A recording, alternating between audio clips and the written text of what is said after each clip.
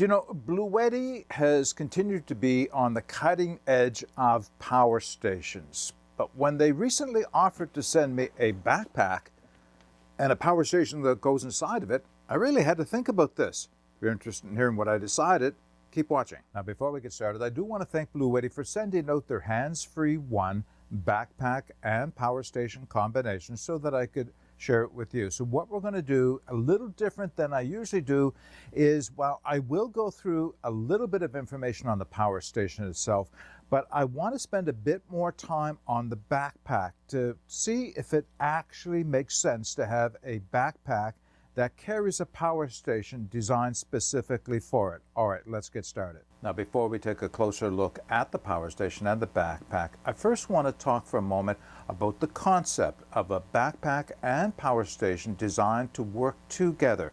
Who is it for, and does it even make sense? Well, Bluetti is marketing the Handsfree 1 and the Handsfree 2, which I'll talk about in a minute, directly at photographers, videographers, and drone operators as something that will take extra power with them, allow them to take all their equipment and room for other things as well. But I'm seeing this as more, because if that was the only market that this was intended to serve, I think there's a missing opportunity by a whole lot of other people. Now, from my background as an emergency responder, I can see that this may come in handy for certain groups that have a real need for off-grid energy.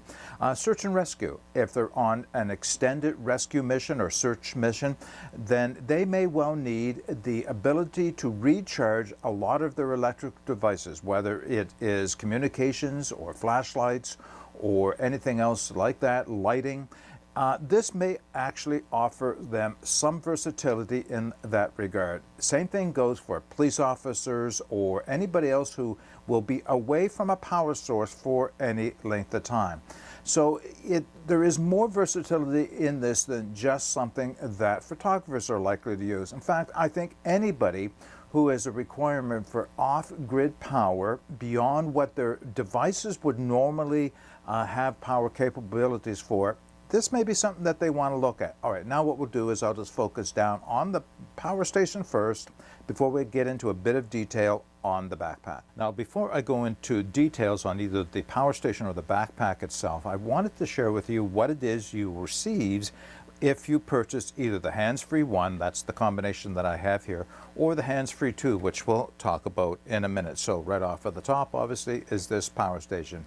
Unique in size and shape because it's designed specifically to fit inside of this backpack, as I'll demonstrate in a few moments.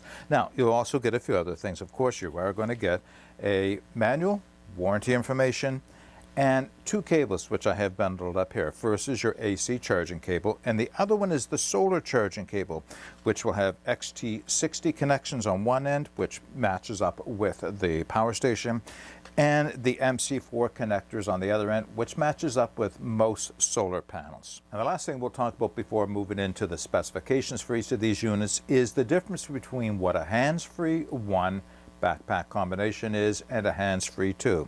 So I have the Handsfree 1. It is basically just size. So what I have in terms of a power station is a 300 watt power delivery with 268.8 watt hours of storage capacity, and that came combined with this 42 liter backpack. Now, the Handsfree 2 is everything scaled up. Basically, the power station is a 700 watt power delivery with a 512 watt hour storage capacity and a 60 liter backpack. That's basically the only difference. All right, let's go into a little bit of detail on the power station itself, then I'll move over to the backpack. In order to keep this video to a reasonable length, what I thought I would do is just go over a few of the highlights for the Handsfree 1 power station. Then I can bring the backpack into the picture, go over it in a bit more detail, and show you how the two are designed to work together. So I've already mentioned that the Handsfree 1 has a 300 watt max power delivery with a capability or storage capacity of 268.8 watt hours. Now, I brought in two other Bluetti power stations just to give you a comparison. So on my right, your left, is my AC2A, probably the smallest of my Bluetti power stations. Great little power station. I will link my review of this one in the video description, so if you want to get a bit more detail. And on this side, the power station I've had for a bit longer, this is the EB3A. And basically, the hands-free one fits in right in between the two in size, weight, and capacity. The only thing that really differs dramatically, if at all, is the dimensions for it. So that's the easiest way to look at it, is a little bit more powerful, a little bit larger, a little bit heavier than the AC2A, but a little bit smaller, not quite as powerful as the EB3A. All right, I'll put the rest of the specifications for the hands-free one in the video description if you're looking for more detail. Now let me bring the backpack back into the picture. And I should mention now as well is that you will not be able to purchase these as separate components. The hands-free one power station will only come in combination with the hands-free one backpack, and that's the same for the hands-free 2 combination as well. So let's focus in on the backpack. To start with, it has a 42-liter capacity, and that's the rating for it, but more importantly, it has a 66-pound weight capacity, or 30 kilograms. So it can carry a fair amount of weight, and as you'll see, it's fairly heavy duty. This is not an ultralight backpack by any means. It is very strongly constructed for carrying a good amount of weight with it. Now, it is blue in nature, and that's the only color choice you're going to get, and that makes sense for Bluetti, of course. It is made from an Oxford cloth 600D. It is not waterproof, but it is water resistant. So you likely can carry this in a light shower or drizzle, but as you'll see in a moment, they actually do provide you with a rain cover for it because it is not absolutely waterproof. Having said that, as I'll show you a few of the details, the zippers are what I often see referred to as a waterproof design. They're kind of a self-sealing zipper, so I think it should do if you get a little bit of a rain on it before you can get it closed up, and with the cover over it, it should stay pretty dry inside. Now, let's just go through the outside of the backpack so I can show you what features it has, and then I'll open up and we'll get to the compartments inside. So I always like to start with the suspension on any backpack that I'm looking at, and it's actually quite basic. There are some fairly well padded, anatomically designed shoulder strap here. They're not exceptionally thick, but they do curve away from your body just nicely. There is a sternum strap to hold it together. The waist belt looks like it should be load-bearing, but it's not. It's not really a load-bearing waist strap at all, but it is something that will keep the backpack tight against your back, and I suppose if you lift it up high enough on your hips, it will help to carry some of the weight there. The waist strap has zippered pockets on both sides, and there's an example of that waterproof zipper. There's a good amount of capacity inside there. You can certainly get some snacks, maybe your cell phone, anything you need immediate access to inside of that, and that is true on both sides.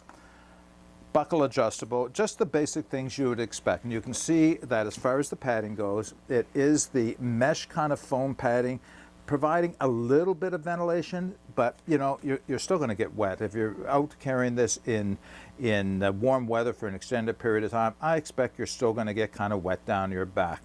Now, the only other thing I'm going to say about the straps on the back is that they have load lifters up at the top here, and I think that's just strictly copied off of other backpack designs. They're really not functional. They really don't serve any functional thing that I can see in terms of bringing the top of the backpack closer to your shoulders that they would on other designed backpacks. Now, I'm going to go right around to the front, and then we'll come back to the sides. So on the front, there are 3 zippered compartments, and two of them, well, actually, I suppose it actually applies to all 3, have Fastex style or side release buckles that kind of, I'm not sure if they're intended to help keep the pockets closed, or maybe as an additional attachment point for something, but we can talk more about that in a moment. Now, the bottom one is kind of like an admin pouch. There are some pouches, pens, notebooks, that type of thing. Maybe you're going to put some cables and the like down inside there, and if you really stuff it out, I suppose that's where these 2 buckles can come in. There's not a lot of length adjustment on these buckles, but you could, I suppose, put maybe a jacket or something across through here and have it held against the outside of the backpack. One item that I've considered putting there, I'll talk more about in a minute, is a tripod, a camera tripod. So for someone like myself who is a YouTuber, you're always looking for, where am I going to put my tripod on it? We'll talk about that in a minute. As you can see, there's a piece of reflective stripping here as well. Now, the center pocket is different from the other two. It has these loops, which they refer to as MOLLE, but I don't know that they would, yes, I guess they would work as MOLLE. Simple attachment points, really. And this is, you can put anything with a carabiner or any other type of attachment on here, just to give you a little bit more options when it comes to packing things. The center compartment differs from the bottom and the top in that it is only Velcro closed. It doesn't actually have a zipper on it. Again, a good size compartment. There is the waterproof rain cover. That is just the big elasticized, looks like a cover for a wheel, and that will go over the whole backpack should you get caught out in the rain. Again, the two Fastex buckles, very short adjustment on it. Again, maybe you could put something underneath it. It's almost as if these are intended to kind of hold the pockets. If you overload them, keep them expanding. One more pocket on the front, very small one. And I suppose these are for the items that you're looking to get your hands on a bit more quickly. Maybe your glasses or goggles or, you know, compass, although that you would probably be carrying that on your person. And yeah, so right up there. Now, I want to come back to the sides before we get into the interior of the bag.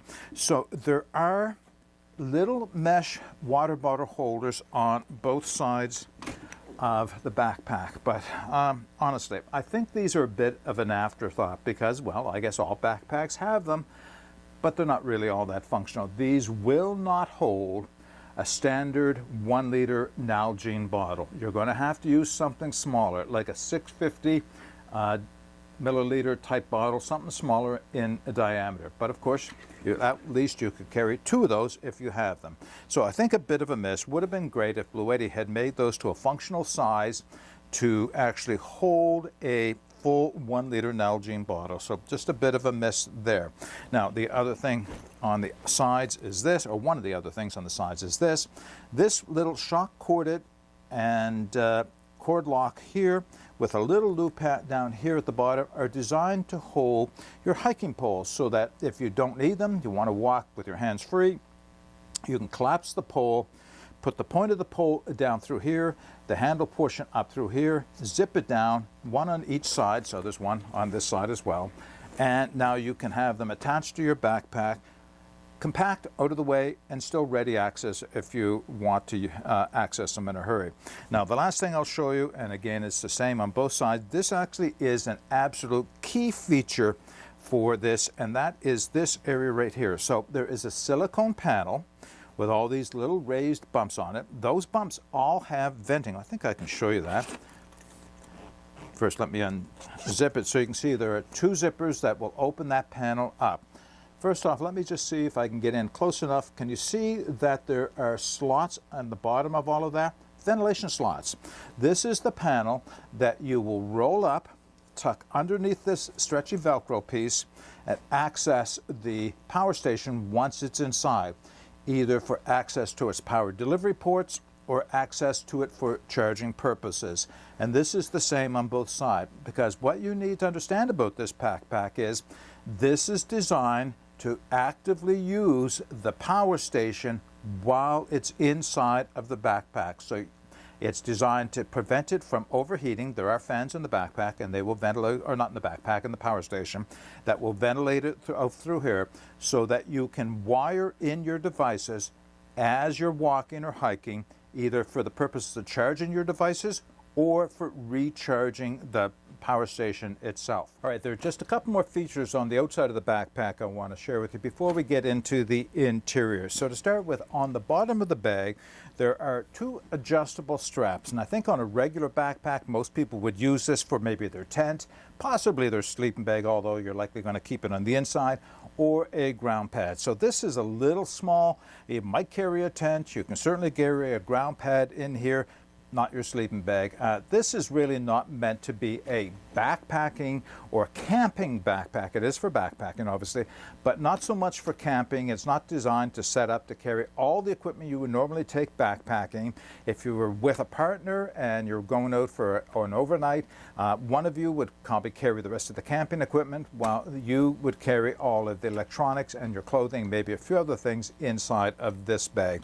So there are those two straps on the bottom. Now, I'll tell you, when I first looked at these, I had hoped that they may serve another purpose, and that is a place for me to attach my camera tripod. So I think if any camera person, YouTuber, videographer, still photographer is likely going to be taking a tripod with them, and it has to be attached somewhere to the bag. Now, there is probably room on the inside, but not very much so. It's usually, at least I do, attach it somewhere on the outside of the bag. Now, this is the tripod that I take with me when I go out, and this is a Joby brand tripod. Fairly compact, not the lightest one on the market, but very strong, very versatile, and quite compact. And as you can see, it is short enough that if I could get it into the backpack, it could. More often than not, I usually strap it to the side of whatever backpack I'm taking out with me. I'll talk more about that in a minute. But on this bag, I wondered if I could strap it to the bottom of the backpack. Well, I could probably strap it, but you can probably see as well, as short as it is still too wide for this backpack. I think if I were to do that, I put the tripod at risk because it sticks out on either side and is subject to being caught on branches as I go through the woods. So, like I mentioned, I would like to be able to put it on the side of the bag like this, but there is a key feature missing from this backpack, and that is compression straps. Most backpacks have a set of straps, usually two to a side, that would come from the back to the front, would have buckles usually, and then a means of tightening it down. And they serve really two purposes. One is compression, and that is to take any slack out of the bag by compressing down any unused space and keeping everything in a nice trim profile. The other thing that they serve, and probably just as important, is as protection from the zippers from exploding. If you've overloaded your backpack and you put too much strain on the zippers, those compression straps will take the strain off of the zippers. And as I mentioned, I also use them for attaching my tripod to the side. Now, one more external feature, and then we'll get into the inside of the bag, and that is right up here at the top, luggage lock. Yeah, I know, I didn't quite understand why you would want one, but the more I look at this backpack, the more I realize it really is, most of the design features have been taken from a piece of luggage rather than a hiking backpack. It works, you just have to keep that in mind. So a luggage lock, so the way it would work is, you can see the two zipper pulls here. That's for the central compartment. They will actually lock into these two tabs here, and you can program in whatever combination you want. There are instructions for that in the manual.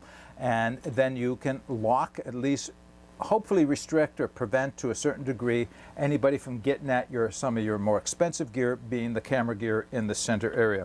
All right, let's go through the three internal compartments. And the way this is set up is that the topmost compartment is designed, or at least as far as Bluetti is concerned, intended for use of carrying clothing. As you'll see, it looks like a piece of luggage inside of here. The center compartment is where your expensive camera gear goes, all your lighting, your lenses, your cameras, your drones, whatever else can all go in the center. And then finally, closest to your back is where the power station is going to go. And this makes sense. That means that the heaviest piece of equipment is closest to your back, next heaviest in the center, lightest in the very top. Those three things line up so that your weight is closest to your back the way it should be. So let's just start at the back where you're going to put in the power station. I'll show you how that goes in. So right at the top, at the back, two zippers. They only come down about a quarter of the way on the sides. And inside, you're going to see a Velcro shelf. A little padded shelf that allows you access to the rest of the bag. And it's in here, I know some of this is going to be off screen, is where the battery is going to go. Let's get that dropped down inside. Then I'll fold that shelf back down. So now the battery's inside the bag, and it is secure and protected by padding. And you can see you've got a small pocket here, and of course this is where I would put any cables that I might have. They can go right on the top here. Let me just zipper that top closed. As I mentioned, on the sides are the two big U-shaped zippered panels that are ventilated with this silicone, vented silicone here. And to access the side of the power station, you can do so here. And again, this is what this is all about, is I can now use the power station, turn it on, operate it, charge all my devices inside the bag, or just set it down and lay it on the ground and charge them externally without worry of overheating the back or the battery itself, because it is so well ventilated. And that's true on both sides. It has that. So it doesn't matter. You can put it in left, the battery, the power station inside either side, doesn't really matter. Of course, there is the AC port on this side. Up here is the single AC port and the power charging port down here on the side. So we'll put that down out of the way. Now, moving into the center of the backpack. Lay this down so make sure you can see what it is I'm getting at. Zippers on the sides that go right down to the base. I can open up, and this exposes the center portion of the backpack, and you can see all the partitions that are all velcroed in place, and they can be reconfigured, taken out completely if you want, put back in as many or as few as you decide.